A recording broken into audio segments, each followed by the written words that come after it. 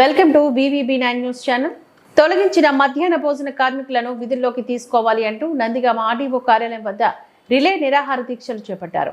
పిచ్చుక మీద బ్రహ్మాస్త్రంలాగా రాష్ట్ర ప్రభుత్వం మధ్యాహ్న భోజన కార్మికులపై రాజకీయ కక్ష సాధింపులు చేసింది. ఈ సందర్భంగా సిఐటియు ఎన్టీఆర్ జిల్లా కార్యదర్శి కె గోపాల్ మాట్లాడారు.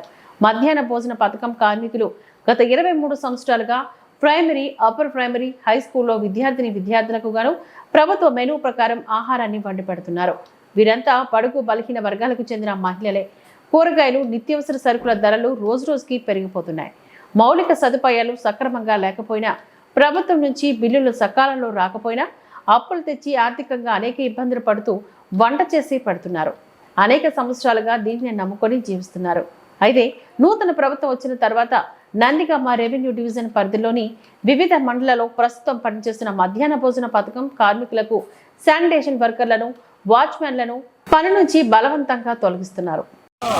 తొలగించిన మధ్యాహ్న భోజన కార్మికులు విధుల్లోకి వెంటనే తీసుకోవాలి. తొలగించిన మధ్యాహ్న భోజన కార్మికులు విధుల్లోకి వెంటనే ఆపాలి. మధ్యాహ్న భోజన కార్మికులపై రాజకీయ వేధింపులు ఆపాలి. మధ్యాహ్న భోజన కార్మికులపై రాజకీయ వేధింపులు. తొలగించిన మధ్యాహ్న భోజన కార్మికులు విధుల్లోకి వెంటనే తీసుకోవాలి. తొలగించిన మధ్యాహ్న భోజన కార్మికులు విధుల్లోకి వెంటనే ఆపాలి.